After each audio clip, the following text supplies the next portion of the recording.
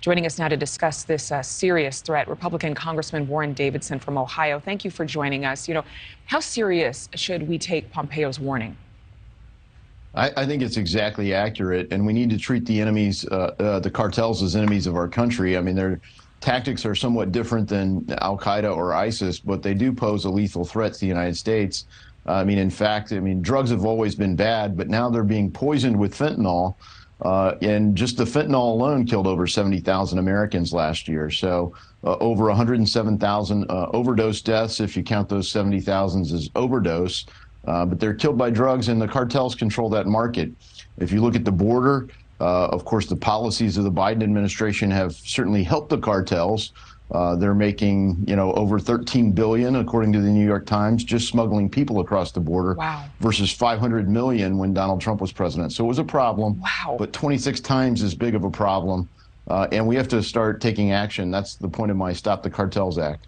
It feels as though this is a whole new world, and yet it's been bubbling under the surface. We're just finally getting more of a bird's eye view of things. Some lawmakers actually want to respond with our own military force deployed to Mexico. Do you have thoughts on that? Well, I think the first step is to treat them clearly as enemies of our country. People have called for them to be designated as terrorist organizations. Part of the pushback has been their tactics are somewhat different than terrorist organizations. We should designate them as enemies of our country, and we should be gathering intelligence on them as a tier 1 priority on par with al-Qaeda, ISIS, North Korea, Iran, things like that. They do pose a serious threat to the United States of America.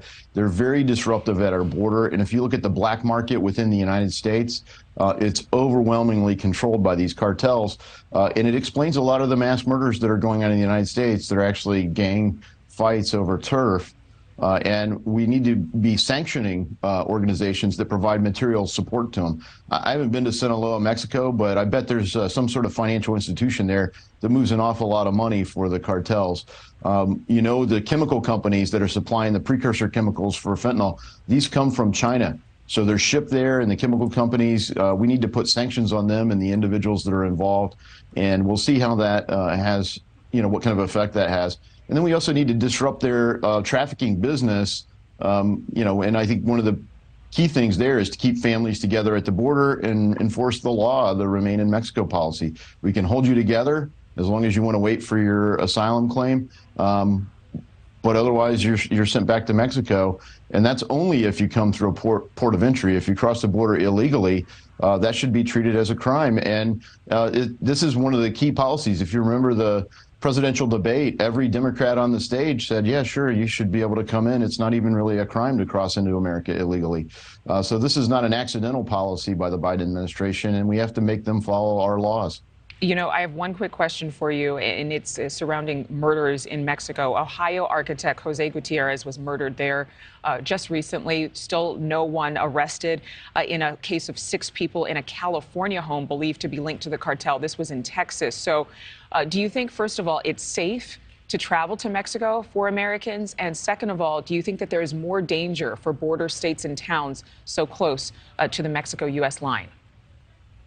Yeah, I think absolutely there's more danger. There's more danger everywhere in America because once people cross the border, we have an open country, so people are traveling throughout the country. In fact, the Biden administration is delivering people throughout the country, and the cartels help the delivery system because they're collecting money from them. They put them into sanctuary cities. They know the families back home and the places where they're placed in the United States. And this is a big part about how they're making their networks work. And it's not like one cartel. They have their own turf wars in Mexico as well.